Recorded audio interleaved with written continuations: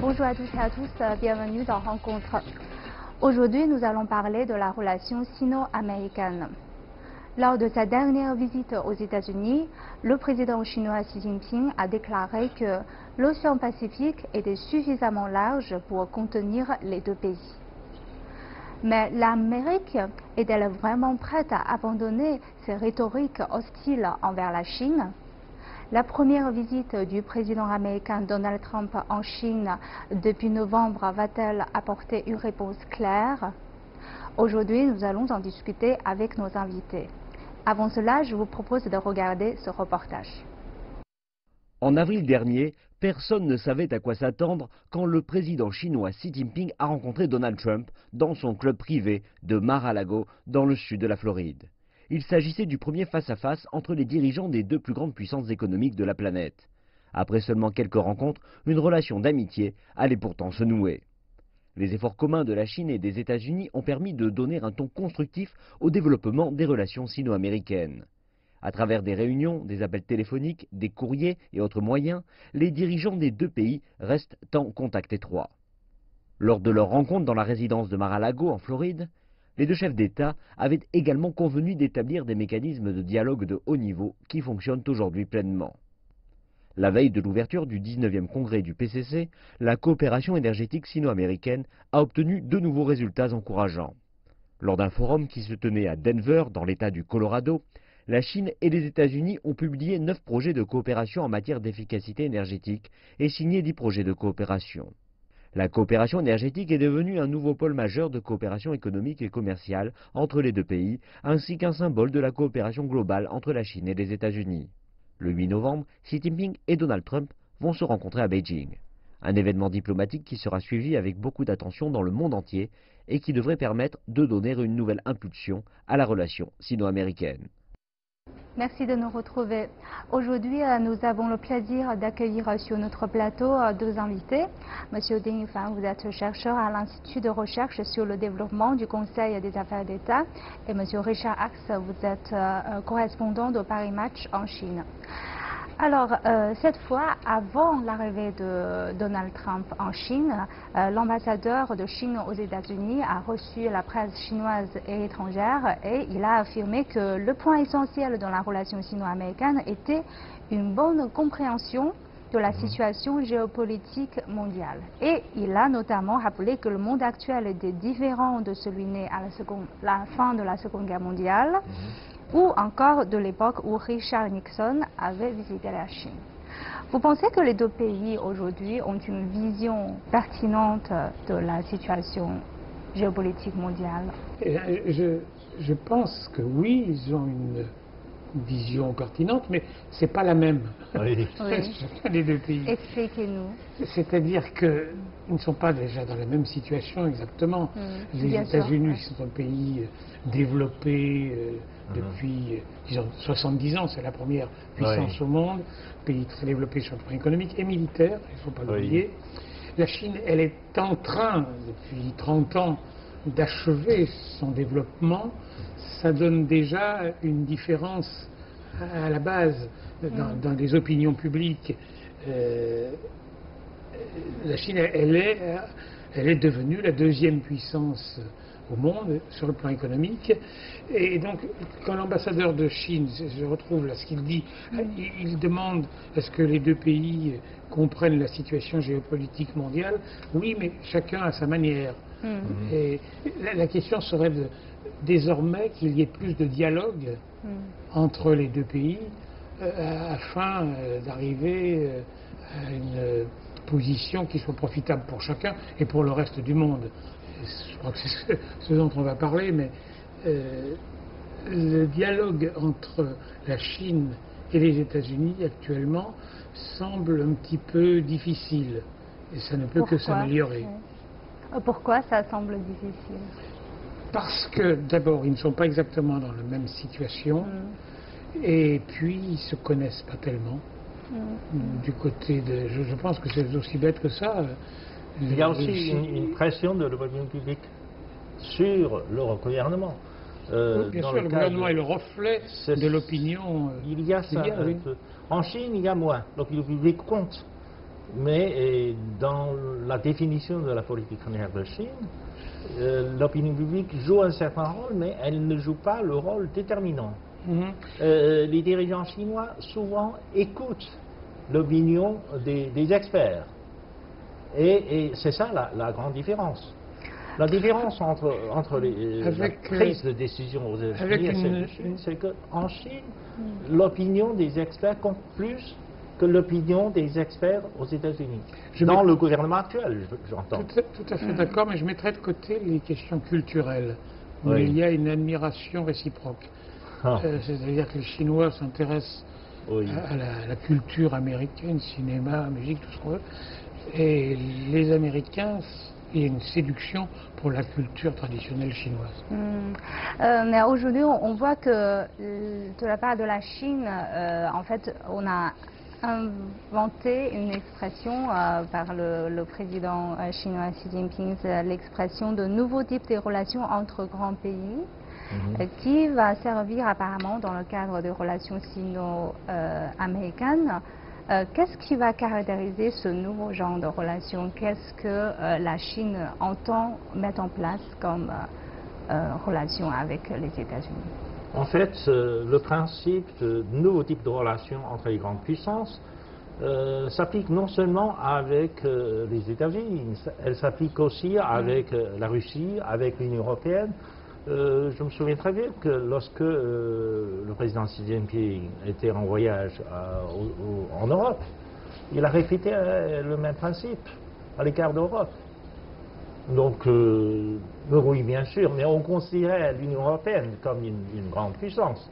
Donc, on s'applique plutôt ce genre de principe, plutôt ce genre de principe à l'égard de l'Union européenne, au lieu d'anciennes puissances européennes comme la France, le Royaume-Uni ou l'Allemagne. Mais avec la Russie, avec les États-Unis, on a toujours insisté sur le fait que les relations entre ces grandes puissances doivent être déterminées par la non-confrontation, non-conflit et le respect des intérêts vitaux de ces puissances. Est-ce que lors de sa dernière visite aux États-Unis, il a déclaré que l'océan Pacifique était suffisamment large pour contenir les deux pays, la Chine et les États-Unis? C'est un signe clair de ce qu'entend la Chine. Oui. En fait, oui. L'océan Pacifique est suffisamment grand pour contenir les deux puissances. Ça a été une expression de la part des dirigeants chinois, mais qui était interprétée de façon différente par les Américains et par les Chinois. De la part de Chine, cette expression est interprétée comme une geste de bonne volonté. Donc on ne cherche pas la confrontation, on sait que le monde est suffisamment grand pour qu'on trouve des intérêts communs, pour qu'on évite de s'affronter pour des problèmes mineurs. Tandis que pour les Américains, souvent ils disent que l'expression veut dire qu'il y aura une tendance de partage, d'influence, de sphère d'influence sur le Pacifique. Donc, il y a quand même une différence considérable avec ce qu'étaient les relations entre les États-Unis et l'Union soviétique à l'époque où elle existait, où là c'était une confrontation continuelle. Ils essayaient même de prendre du terrain là où l'autre était influent. Maintenant, avec la mondialisation, on est dans une logique complètement différente, où chacun essaye effectivement d'avoir des bonnes relations avec l'Europe, et puis entre eux, entre la Chine et les États-Unis, c'est pas du tout la même chose qu'entre les États-Unis et l'URSS. C'est très très loin. Et il faut quand même le rappeler. Là, il y a une forme de respect obligé. Pensez-vous qu'aux États-Unis, au sein des équipes décisionnelles, il y a encore des gens qui gardent la logique du traitement de la relation entre les États-Unis et l'URSS avec la relation avec la Chine? Peut-être, mais alors je me demande où ils vont, parce que c'est tellement différent. Peut-être qu'il y a des gens qui ont la nostalgie de cette époque, mais ça n'a plus lieu d'être. Encore une fois, la mondialisation a tout bousculé. On est forcé maintenant, quand on est un grand pays, que ce soit les États-Unis ou la Chine, d'avoir du respect pour les autres grands pays et de faire en sorte que les échanges, et notamment le commerce, se passent le mieux possible. Parce qu'il y a trop d'indépendance. Oui, interdépendance. Interdépendance. Je partage son analyse, c'est-à-dire que dans le processus de mondialisation, les États-Unis et la Chine sont partenaires dans une même chaîne de production globalisée. Mais souvent, les dirigeants américains ne réalisent pas ça. C'est pour cela que Donald Trump, le président des États-Unis, insiste sur une espèce d'équilibre commercial. Mais dans la mesure où le commerce entre la Chine et les États-Unis n'est plus le commerce des produits finis. Ah oui. Parce qu'il y a beaucoup de produits intermédiaires entre les deux pays. Qui se complètent. Qui se complètent. Donc maintenant, si vous voulez sanctionner la Chine pour son déséquilibre commercial, vous allez sanctionner les entreprises américaines. Parce qu'elles-mêmes ne pourront avoir les mêmes produits intermédiaires. Cela étant, il y a un domaine où là les États-Unis sont largement forts et prioritaires, où ils ont une évidente supériorité, c'est le domaine militaire. Là, ça, c'est évident. Que ce soit pour l'armée de terre, l'aviation, la marine, et ils sont beaucoup plus en avance. Et bien sûr, la Chine est en train de mettre à jour, de se constituer une armée moderne, mais elle pourrait être au niveau américain dans 20 ans ou 30 ans, hein, je pense. Donc pour l'instant, les États-Unis, ça a été lancé par la guerre froide, ça, justement. Hein, c'est-à-dire, contre l'URSS, ils se sont constitués une armée qui est toujours là et qui s'est modernisée. Là, il y a une supériorité qui n'a pas de raison d'éclater spécialement en ce moment, sauf on en parlera peut-être à propos de la Corée, mais enfin, il faut tenir compte de ça. Il y a un certain déséquilibre de puissance. Cette visite en Chine s'inscrit dans le cadre de la visite en Asie avec beaucoup de pays asiatiques. On s'interroge, est-ce qu'il est possible qu'une politique de pivot vers l'Asie version Trump va se mettre en place? Je pense que ça montre plus ou moins que les États-Unis insistent beaucoup sur l'Asie. Parce que depuis un certain temps, on ne cesse de dire finalement que le 21e siècle sera le siècle asiatique. C'est-à-dire, à part la Chine, les autres pays asiatiques sont en émergence aussi sur la scène internationale. Les économies qui se développent le plus rapidement sont concentrées sur l'Asie. Quel rôle les États-Unis entendent jouer aujourd'hui dans le maintien de la paix en Asie, dans leur esprit? Visiblement, ils s'appuient sur pas mal de leurs amis historiques, comme le Japon. Des alliés. Pardon? Des alliés. Des alliés, oui. Une alliance. Tout à fait, oui. Une alliance militaire en Asie. Et ça leur permet d'avoir un rôle évident pour le maintien de la paix dans la région, auquel je pense que la Chine peut s'associer. C'est ça qu'on verra peut-être dans les années qui viennent. La Chine commence à avoir un rôle dans le maintien de la paix. Pas tellement en Asie même, mais par exemple, elle a maintenant une base à Djibouti, une flotte au large de la Somalie, là où c'est utile pour elle, parce que la Chine fait beaucoup de commerce qui passe par là-bas.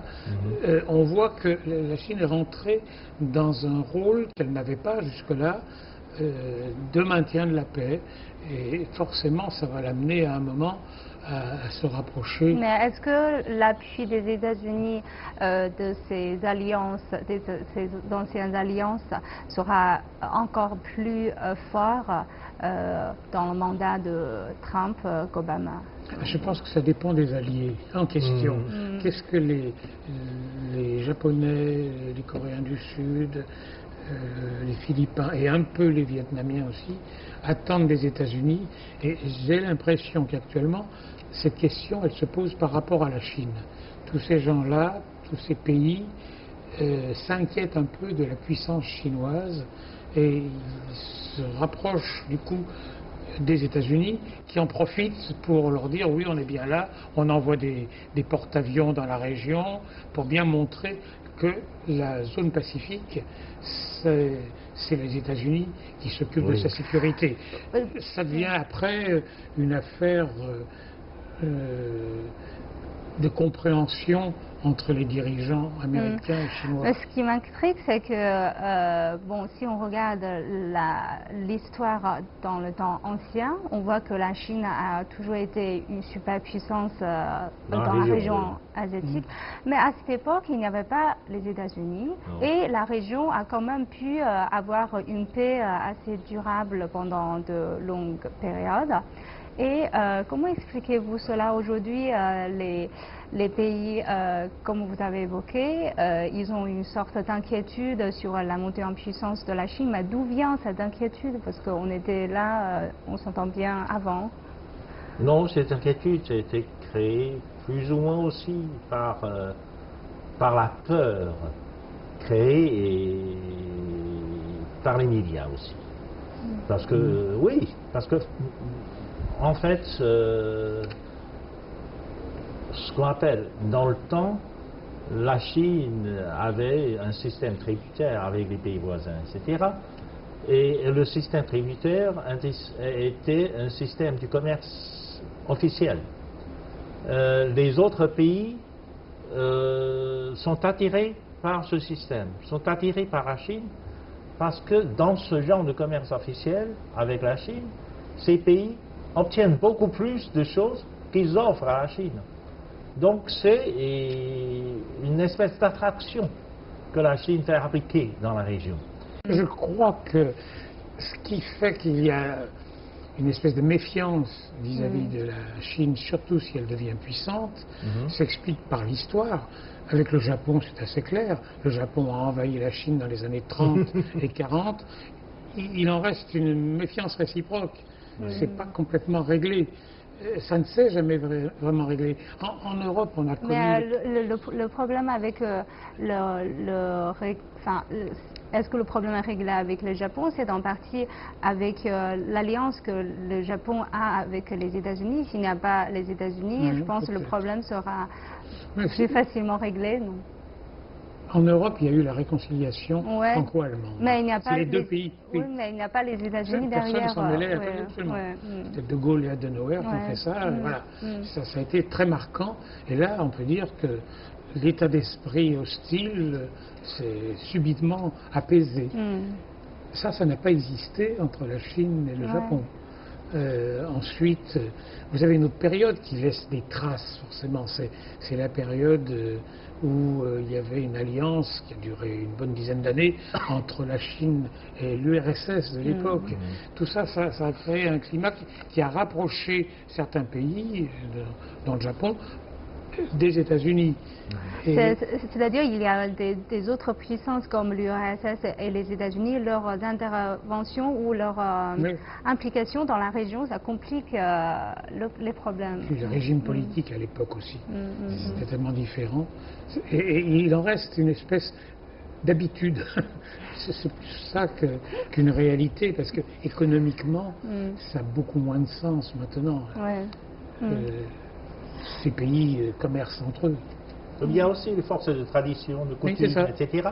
En Asie, les Américains avaient l'habitude de mettre des bases militaires un peu partout, au Japon, en Corée, à Singapour, autrefois aussi aux Philippines. Maintenant, ils en parlent, parce que les bases militaires ont été révoquées par les Philippins, et maintenant, ils parlent de retour aux Philippines.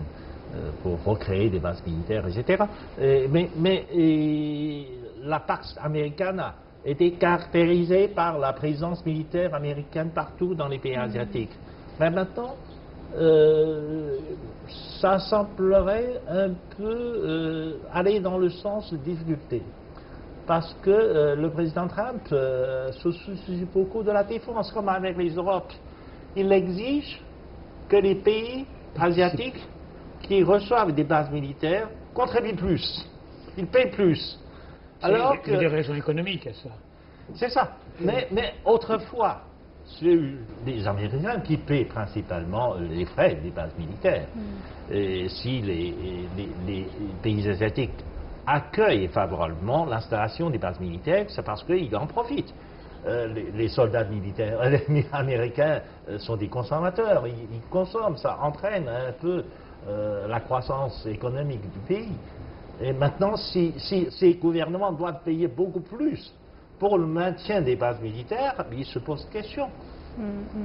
Alors, tout ce que vous dites, j'ai lu dans un article, ça rejoint un peu ce que vous dites un peu en avant.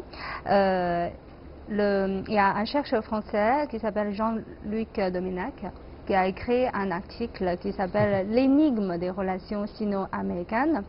Je trouve une phrase très intéressante, je cite, en fait il écrit que ces relations, par leur histoire et leur contenu présent, sont des relations où l'amour et la haine se mêlent à l'indifférence et à l'incompréhension, où les maladresses précèdent d'intelligentes négociations, où les compromis ont toujours succédé aux tensions et qui sont gravement compliquées par le rôle des opinions intérieures. Bien sûr, il a écrit cet article en 2003, mais pensez-vous que c'est pertinent ces descriptions? Oui, mais c'est assez complet. Hein. Oui. On a l'impression pratiquement tous les éléments possibles. Oui, c'est assez bien vu. C'est du Domnac assez classique. Et quand il prend un sujet, il l'analyse sous tous ses aspects.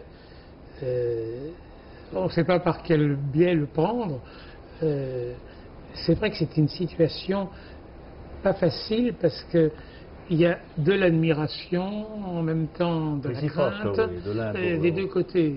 Oui. Et là, comme économiquement, les deux pays sont l'un et l'autre beaucoup plus développés qu'il y a 30 ans, ça complique un peu les choses.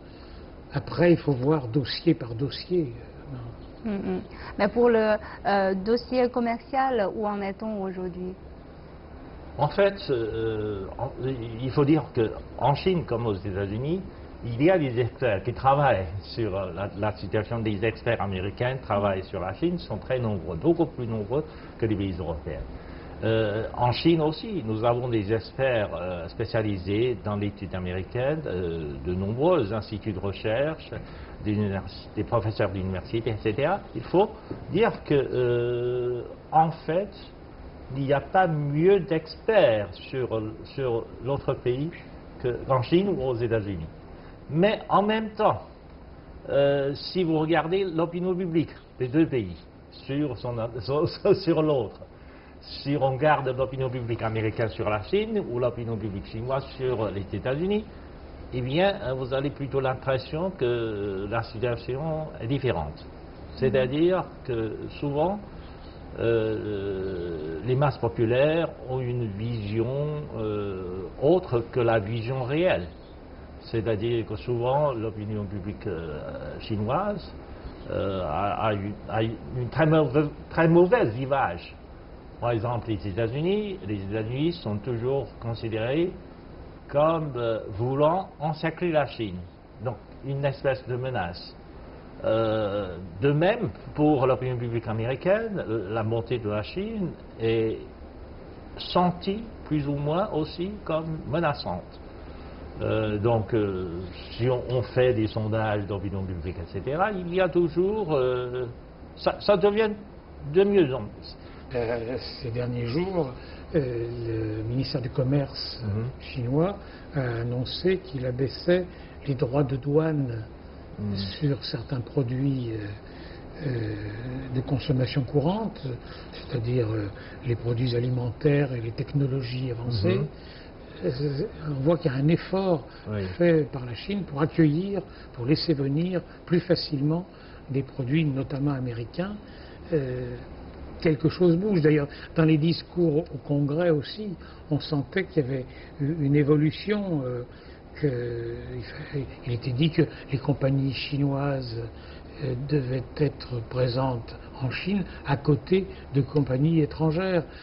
On sent bien qu'au niveau où en est économique, où en est la Chine, elle fait des efforts d'ouverture. Et tout ça, ça tombe bien, puisque c'est au moment où le président Trump vient en Chine.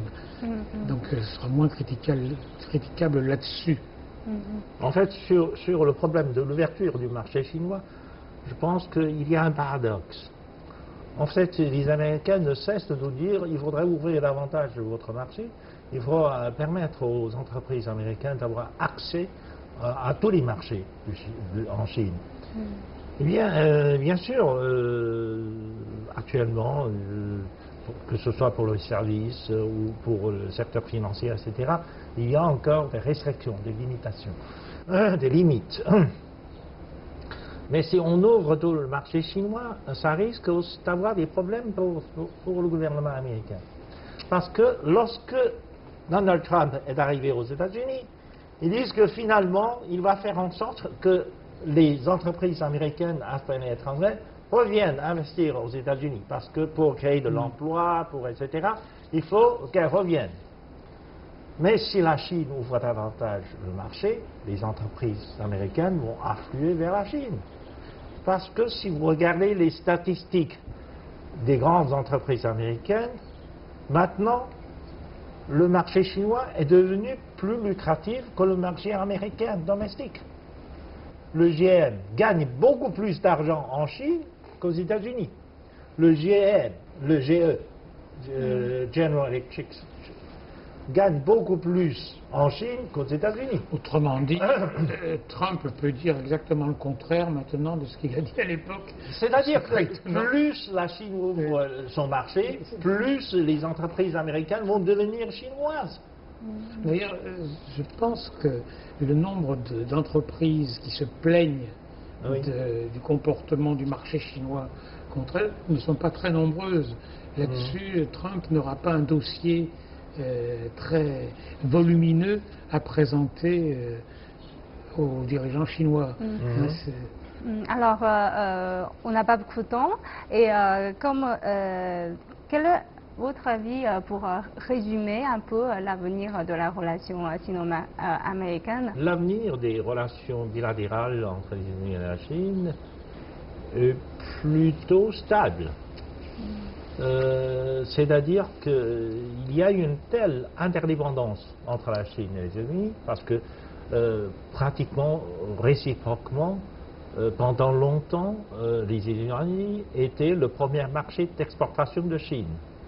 Et pratiquement, la Chine va devenir aussi le premier marché d'exportation des produits américains. Et si vous regardez le taux de croissance de l'exportation américaine dans le monde, c'est principalement en Chine. C'est le marché chinois qui est le marché qui se développe le plus rapidement pour les entreprises américaines. Si vous regardez aussi l'investissement réciproque, l'investissement chinois aux États-Unis et l'investissement américain en Chine, l'investissement américain en Chine est plus rapide que celui de l'Union européenne, par exemple. Ça aussi, c'est une Pour réalité. résumer l'avenir de la relation sino-américaine. Alors je laisse le côté commercial, tout vient d'être dit, et je pense sur le plan diplomatique que le révélateur d'où en est la relation, ce sera la Corée du Nord. Est-ce que les deux pays vont être suffisamment d'accord entre eux et forts pour imposer à la Corée du Nord un certain calme. Pour la stabiliser la stabilité de la région. de la région. Je crois que c'est important sur ce plan-là. Et la visite de Trump en Chine est un moment qui va avoir des conséquences sur ce dossier. Alors je vous remercie tous les deux d'avoir partagé vos points de vue avec nos téléspectateurs. Et je vous remercie d'avoir suivi notre discussion. À la prochaine.